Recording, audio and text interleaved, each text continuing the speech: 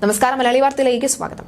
13 ലക്ഷം മനുഷ്യർ തിങ്ങിപ്പാർക്കുന്ന ഗസയിലെ റഫ മേഖല ആക്രമിക്കാൻ ഇസ്രായേൽ നീക്കമുണ്ടായാൽ അത്യന്തം അപകടകരമായ പ്രത്യാഘാതങ്ങൾ ഉണ്ടാകുമെന്ന് സൗദി അറേബ്യ മുന്നറിയിപ്പ് നൽകിയതിന് പിന്നാലെയാണ് റഫ മേഖലയിൽ വൻതോതിലുള്ള ആക്രമണം ഇസ്രായേൽ നടത്തിയത്. ക്രൂരമായ ഇസ്രായേൽ ആക്രമണത്തിൽ പലായനം ചെയ്യാൻ നിർബന്ധരായ ലക്ഷക്കണക്കിന് സിവിലിയന്മാരുടെ അവസാനത്തെ അഭയകേന്ദ്രമാണ് റഫ എന്നാണ് സൗദി വിദേശകാര്യ മന്ത്രാലയം ശനിയാഴ്ച പ്രസ്താവനയിൽ പറഞ്ഞത്. സുരക്ഷിത സ്ഥാനം എന്ന പേരിൽ ജനങ്ങളെ ഈ ആട്ടിത്തെളിച്ചു കൊണ്ടുവന്ന റഫേൽ ഇസ്രായേൽ കരയുദ്ധം നടക്കുന്നത് സ്ഥിതിഗതികൾ കൂടുതൽ സങ്കീർണമാക്കുമെന്നാണ് മന്ത്രാലയം ചൂണ്ടിക്കാട്ടിയത്.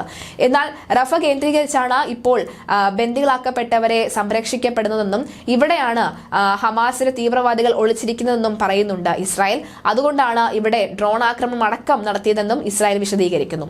ഫലസ്തീനികളെ നിർബന്ധമായി കുടിയൊഴിപ്പിക്കുന്നതിനെ രാജ്യം ശക്തമായി തന്നെ അപലപിക്കുന്നുവെന്നും അടിയന്തര വെടിനിർത്തലിനുള്ള ആഹ്വാനങ്ങൾ അംഗീകരിക്കണമെന്നും പ്രസ്താവനയിൽ ഊന്നി പറയുന്നുണ്ട്.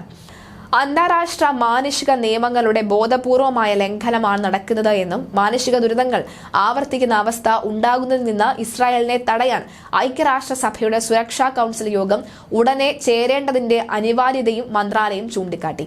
റഫ ആക്രമണത്തിന് മുന്നോടിയായി അവിടുത്തെ സിവിലിയന്മാരെ ഒഴിപ്പിക്കാൻ സൈന്യത്തോട് ഇസ്രായേൽ പ്രധാനമന്ത്രി ബെഞ്ചമിൻ നെതന്യാഹു ഉത്തരവിട്ടത് ഏറെ ഭയപ്പെടുന്നതാണെന്നും സൗദി പറയുകയാണ്. വടക്കൻ ഗസയിൽ നിന്നും മധ്യ ഗസയിൽ നിന്നും കുടിയൊഴിപ്പിക്കപ്പെട്ട ജനങ്ങൾ കഴിയുന്ന റഫയെ ആക്രമിക്കാൻ ഇസ്രായേൽ അധിനിവേശ സേന ശ്രമം തുടരുകയാണ്. ജനലക്ഷങ്ങൾക്ക് നേരെയുള്ള ആക്രമണങ്ങൾ വിനാശകരമായ പ്രത്യാഘാതങ്ങൾ ഉണ്ടാക്കുമെന്നും ഹ്യൂമൻ റൈറ്റ്സ് വാച്ച് അടക്കം ലോകതലത്തിലുള്ള വിവിധ സംഘടനകളും വിവിധ രാഷ്ട്രങ്ങളും മറ്റും മുന്നറിയിപ്പ് നൽകിയിട്ടുമുണ്ട്. ഗസയിലെ 24 ലക്ഷം ജനങ്ങളിൽ പകുതിയും ഇപ്പോൾ റഫ നഗരത്തിൽ അഭയം തേടിയ അവസ്ഥയിലുമാണ്. പലരും പുറത്ത് ടെന്റുകളിലും താൽക്കാലിക ഷട്ടറുകളിലും താമസിക്കുകയാണ്. ഭക്ഷണം, വെള്ളം, ശുചിത്വം എന്നിവയുടെ ഈ അഭാവത്തെക്കുറിച്ചും ഏറെ ആശങ്കാകുലരാണ്. ഗസയിൽ യുദ്ധം അവസാനിപ്പിച്ച് ഉടൻ വെടിനിർത്തൽ നടപ്പാക്കണമെന്ന് കഴിഞ്ഞ ദിവസം സൗദി വിദേശകാര്യ മന്ത്രി അമീർ ഫൈസൽ ബിൻ ഫർഹാന്റെ നേതൃത്വത്തിൽ റിയാദിൽ ചേർന്ന അറബ് വിദേശകാര്യ മന്ത്രിമാരുടെ കൂടിയാലോചന യോഗത്തിൽ പ്രസ്താവിച്ചിരുന്നു. ഗസയിലെ ആക്രമണം അവസാനിപ്പിക്കുകയും ഗസയിൽ നിന്ന് സേനയെ പിൻവലിക്കുകയും ചെയ്തില്ല എങ്കിൽ ഇസ്രയേലുമായുള്ള നയതന്ത്ര ബന്ധമില്ല എന്ന ഉറച്ച നിലപാടാണ് സൗദി കഴിഞ്ഞ ദിവസം പ്രഖ്യാപിച്ചിരുന്നത്.